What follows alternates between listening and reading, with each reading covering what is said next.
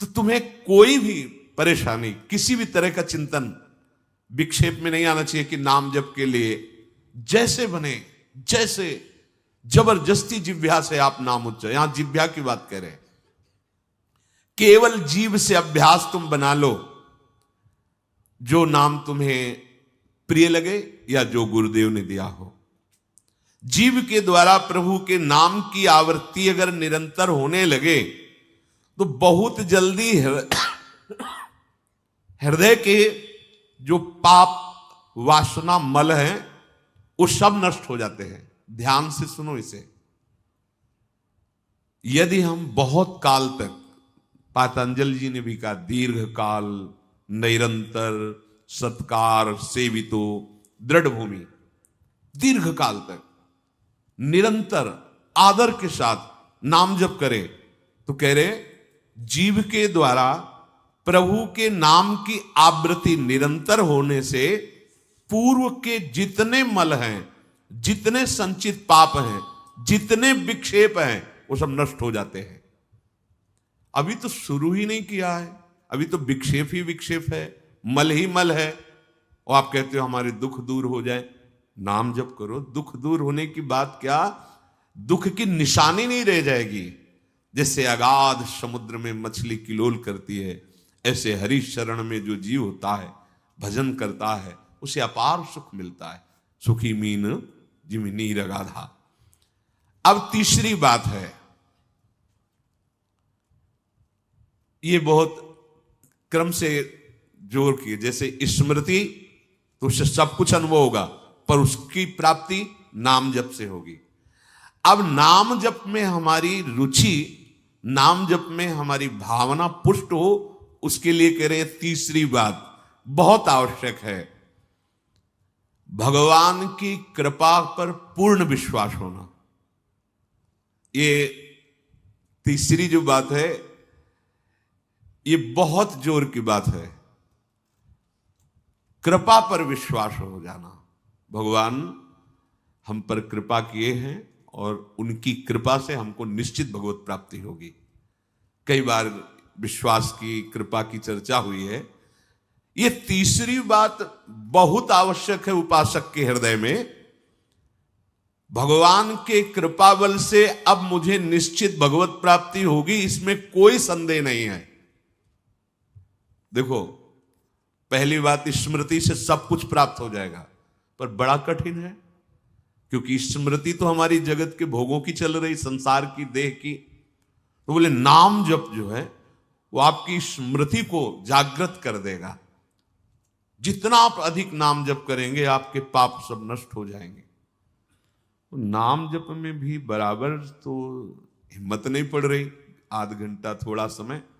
नाम जप कोई साधु महात्मा एकांतवास करके 24 घंटे प्रयासरत, उनकी बात हो सकती है।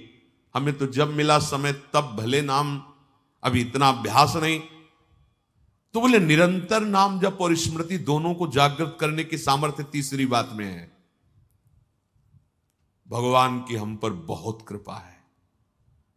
भागवत में भी एक जगह कहा है कि जो भगवान की कृपा का अनुभव करते हुए प्रारब्ध के अनुसार दुख सुख आता है, उसे भोग लेता है, शिकायत नहीं करता, उसमें विचलित नहीं होता है, और हर समय भगवान की कृपा का, हमारे ऊपर बहुत कृपा है, तत्यनुकंपा, ये श्लोक ऐसा है।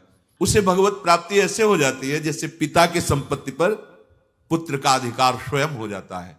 ऐसे हर समय भगवान की कृपा का अनुभव करना बड़ी कृपा है हमारे ऊपर। जो दुख सुख आवे उसे सह लेता है, भगवत चिंतन, वो निश्चित भगवत प्राप्त हो जाता है। तीसरी बात है हृदय में बैठालनी कि भगवान की कृपा बल पर भगवत प्राप्ति बिल्कुल निश्चित हो गई मेरी। ये मानने में क्या जाता है तुम्हें? तो आप कह दो कि हमारे अंदर तो विकार हैं, अभी भजन नहीं। भगवान की कृपा बल की बात कर रहे हैं। पहली स्मृति, दूसरी नाम जप, तीसरी बात करें कृपा बल पर। उनकी कृपा से क्या नहीं हो सकता? कहो कृपा ते कहा ना हुई। अरे वो मुख से वेद पढ़वा दे, लूले लंगड़े से सुमेर पर्वत फंदवा दे, छोटे सांप के बच्चा से गरुड़ को खा जाए, भगवान भगवान। तीसरी बात बहुत जोर की है, जिसमें दोनों बातें आ जाएंगी, निरंतर नाम जप और भगवत स्मृति भी आ जाएगी। प्रभु के कृपा बल से प्रभु की प्राप्ति में अब कोई संशय नहीं है। ये भी सुबह कहा था जो साथ के पास कि तुम चिंता मत करो, बस जो हम कह रहे हैं निषेधात्मक जो बातें उनको तुम मत करना, तुम पड़े रहोगे तो भगवत प्राप्ति हो जाएगी। क्योंकि हम हैं किनके? श्री जी के।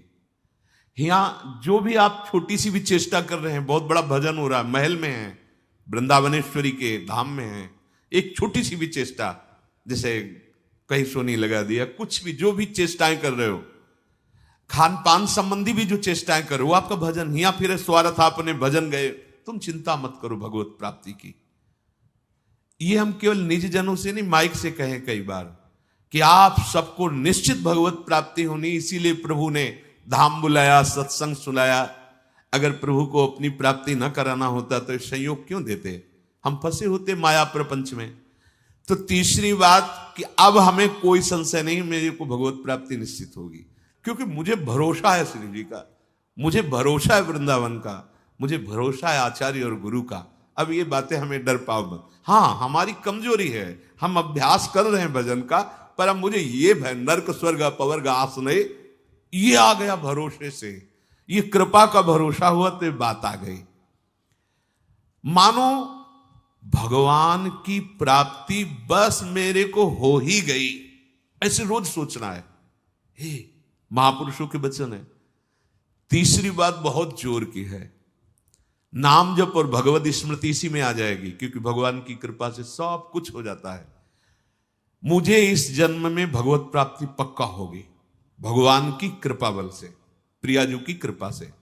अब मुझे ऐसी भावना करनी कि बहुत जल्दी भगवत प्राप्ति मेरे में अब अनुभव हो रहा है कि प्रियालाल की कृपा बढ़ रही, विकार क्षीण हो रहे हैं, भाव बढ़ता जा रहा है, मुझे बहुत जल्दी भगवत प्राप्त। ये सोचना है, सोचना है। जब हम गंगा किनारे भ्रमण कर रहे थे तो एक लाल जी योगी नाम के महात्मा थे, तो रात्रि में, प्राय संत जन रात्रि में जगते हैं, तो उनसे मिलने गए, तो रेत में ऐसे कपड़े का वो तंबू उसी में थे। उन्होंने कहा देखो, तुम्हें जो बनना है वो सोचो, जो सोचोगे वही बन जाओगे। तो छोटी सी डायरी रखते थे, एक पेन लिखा, उसी समय आज भी वो लिखी रखी, जो तुम्हें बनना है वो सोचो, वैसा सोचो, जैसा सोचोगे वैसा तुम बन जाओगे। सोचो, भगवान की हम पर बहुत कृपा है, हमारे अंदर दैवी संपदा बढ़ रही है, विकार धीरे धीरे क्षीण हो रहे हैं, मतलब मुझे प्रभु मिलने वाले हैं, मुझे प्रभु मिलने वाले। आप देखो इसका प्रभाव देखो, प्रभु की कृपा से अवश्य अवश्य अवश्य मुझे भगवत प्राप्ति होगी। बस अब तो भगवत प्राप्ति होगी ही, क्योंकि प्रभु की कृपा है। ये शब्द पकड़ो, अंदर तुम्हारे अंदर अपने में कोई बल नहीं, अपने में कोई साधना नहीं, पर यहां कृपा की बात है, भगवत कृपा, भगवत कृपा बल। अपनी असमर्थता, बहुत अमृत में वचन है, अपनी असमर्थता, अपनी अयोग्यता, अपना अनाधिकारपन, ये है क्या? मैं अधिकारी नहीं हूं भगवत प्राप्ति का, मैं योग्य नहीं हूं भगवत प्राप्ति, मेरे में कोई सामर्थ्य नहीं, ये है। पर भगवान की कृपा से मुझे इतना विश्वास हो गया कि मुझे भगवत प्राप्ति होगी। अब क्या समस्या है? देखो, बहुत आनंद की बात है, मुझे भगवत प्राप्ति होगी भगवान की कृपा से, श्री जी की कृपा से। ये शब्द इतना असीम प्रभावशाली है कि आप जो ही ये बात हृदय पे लाएंगे तो आपके सारे दोष, विकार, विघ्न, अड़चने, बाधाएं ये नष्ट होती चली जाएंगी। ये देखो महापुरुषों के अनुभव होते हैं। मत चित्ता सर्व दुर्गाणि मत प्रसादात तरिष्यति, भगवान कह रहे, मत चित्ता सर्व दुर्गाणि मत प्रसादात तरिष्यति। सारे के सारे विघ्न, सारे के सारे दोष, सारे की सारी भगवत प्राप्ति में जो अड़चने हैं वो भगवान की कृपा प्रसाद से नष्ट हो जाएंगी और मुझे भगवत प्राप्ति होगी। मत चित्ता सर्व दुर्गाणी मत प्रसादात, साधन प्रसादात नहीं कह रहे यहां, समझो, मत प्रसादात तरिष्यति, तू तर जाएगा मेरे कृपा से। ये मेरे प्रभु की घोषणा है कि मेरे प्रसाद से, मेरे अनुग्रह से तुम्हारे सारे विघ्न नष्ट हो जाएंगे और तुम त्रिगुणात्मिका माया को लांघ करके मेरे को प्राप्त कर लोगे। बस मेरी कृपा पर विश्वास करो, मेरी कृपा पर मत चित्त बन जाओ। अपने चित्त को मेरे में अर्पित कर दिया। प्रभु की कृपा का भरोसा इतनी जल्दी दिव्य सद्गुण लाता है, ये पक्की बात है। जो दिव्यता आती है भागवतिक, वो भगवत कृपा से आती है, और ये कृपा तभी अनुभव में आती है, तो पर अनुभव में तभी आती है जब ये बात आ जाती है कि मैं असमर्थ हूं, मैं अयोग्य हूं, मैं अनाधिकारी हूं। पर भगवान की कृपा है, प्रभु की कृपा है हम पर, अब मुझे निश्चित भगवत प्राप्ति होगी। ये तीन बातें जीवन में आना बड़ा कठिन होता है। असमर्थ हूं, अयोग्य हूं, अनाधिकारी हूं। जब ये बात आ जाएगी ना, तो तृणादपि सुनी चेन अपने आप आ जाएंगे, अपने आप पूरा सूत्र भागवती को उतर जाएगा, क्योंकि मैं अनाधिकारी हूं, मैं योग्य नहीं हूं। पर भगवान कृपा का ये है कि उनके नाम, उनके रूप, उनके धाम, उनकी लीला की तरफ ये हृदय जा रहा है, वो अपनी तरफ घसीट रहे, पर मैं अनाधिकारी हूं। इससे क्या होगा? अहम खत्म हुआ, दैन्यता जागृत हुई, और भगवद आश्रय होने से हम जिसका आश्रय लेते हैं उसका प्रभाव होता है। जैसे अभी हम शरीर का आश्रय लिए, तो देख लो हालत क्या की हुई है। ये शरीर, ये संसार विषम कहा गया है। देखो कैसी हृदय की जलन, अशांति, भोग, वासनाएं, ये सब किसके आश्रय से? शरीर आश्रय से। अभी भगवद आश्रय, अंदर से भगवद आश्रय, अंदर की बात है। यहां मैं अनाधिकारी हूं, योग्यता मेरे में नहीं है, मैं किसी योग्य नहीं हूं, पर प्रभु की कृपा हम पर है, निश्चित मुझे भगवत प्राप्ति होगी। कह रहे इसका इतना बड़ा प्रभाव है कि इसमें जो सामर्थ्य जागृत होती है, भागवतिक सद्गुण जागृत होती है, वो किसी साधना से नहीं, इससे बढ़कर कोई दूसरा उपाय नहीं है। विश्वास भगवत कृपा पर। तुलसीदास जी भी महाराज कहते हैं कि वस्तुतः मेरे में कुछ नहीं है, पर है तुलसी प्रतीत एक प्रभु मूर्ति कृपामयी है। मेरे में ऐसा कोई सद्गुण नहीं कि मैं अपने प्रभु को रिझा सकूं, पर यह विश्वास है कि मेरे प्रभु कृपामय है, कृपा मूर्ति है। अपने साधनों पर जो विश्वास करता है, अपनी जितेंद्रियता पर जो विश्वास करता है, वो गिर सकता है। लेकिन जिसको अपनी अयोग्यता का भान हो गया है और प्रभु का भरोसा हो गया है, उसे कोई नहीं गिरा पाएगा, पक्का। बच्चा बन जाओगे, अयोग्य हूं, पर आपका भरोसा, तो कोई प्रश्न नहीं आएगा जीवन में। अगर प्रश्न आता है तो आप वाणी से बच्चा कहते हो, लेकिन अंदर अहंकार है, वो अंतर्यामी सदगुरु जानता है। मोमन कबहु तुम्हें ही ना लागो, ज्यों छल छाण स्वभाव निरंतर रहत विषय अनुराग। अगर हम अपने साधन की बात करें तो वह अच्छा साधन तो विषय का कर रहा है मन। देखो हम कभी पद्मासन लगा के किसी विषय का ध्यान नहीं करते, बहुत सुंदर बात।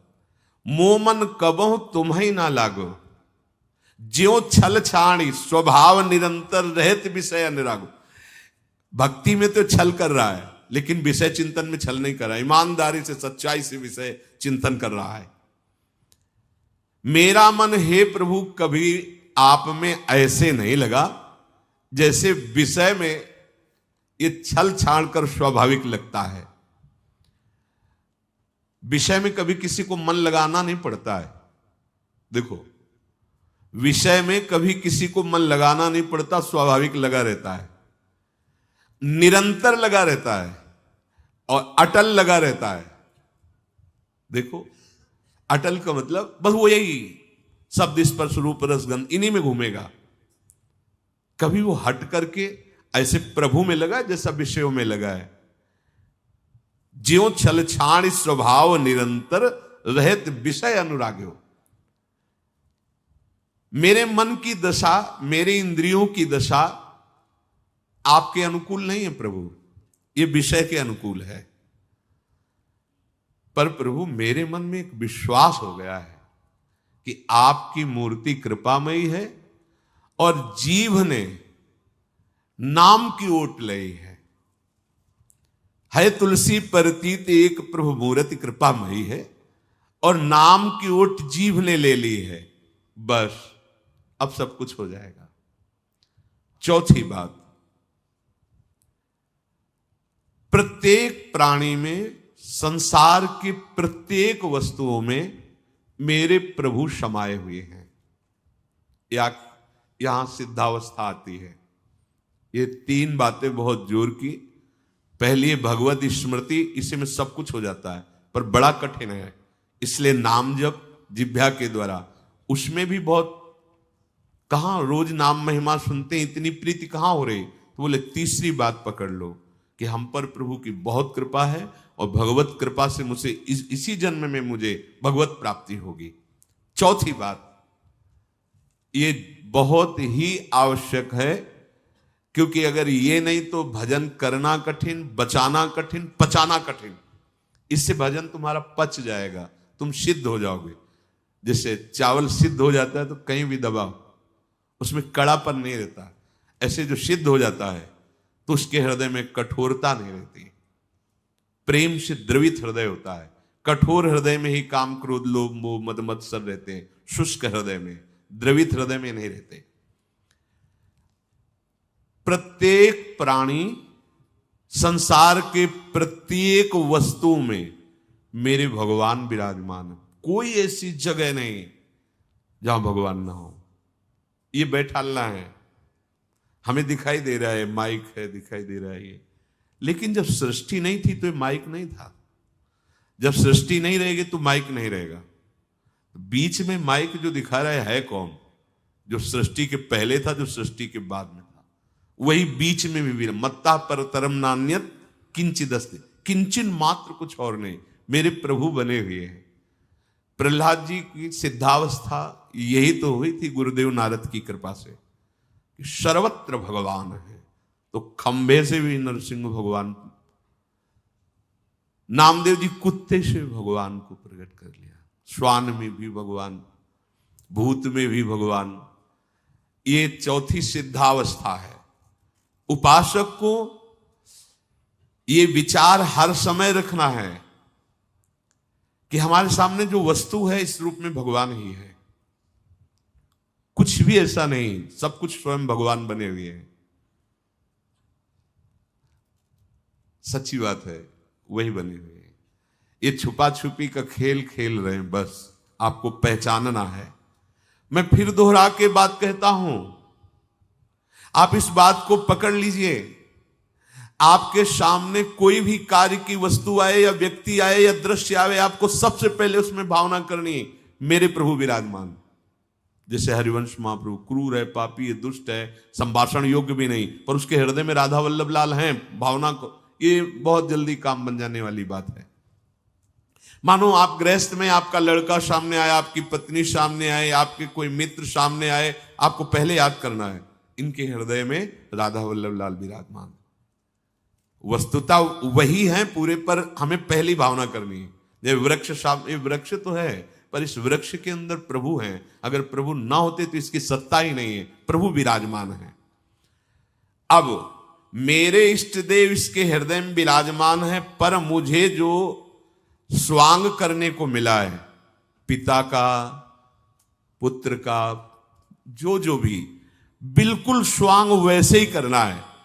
अगर मालिक का स्वांग करना है तो हम नौकर से बर्ताव वैसे ही करेंगे, जैसे पुत्र से बर्ताव, पत्नी से बर्ताव, पर अंदर भाव देखना है, मेरे प्रभु इसके हृदय में विराजमान है, मुझे ये सेवा दी है। आपका यदि स्वांग सही निकला देखो, स्वांग से निकलने का मतलब आप में ये कभी भाव नहीं आना चाहिए कि मैं पिता हूं। पिता का स्वांग कर रहा हूं, सामने आराध्य देव पुत्र के रूप में है, तो डांटना भी वो पूजा हो जाएगी भगवान की। महाप्रभु चैतन्य देव जी के पिताश्री को स्वप्न में एक दिन एक दिव्य महापुरुष प्रकट होकर बोले कि तुम निमाई को डांट रहे थे, पता है वो कौन है?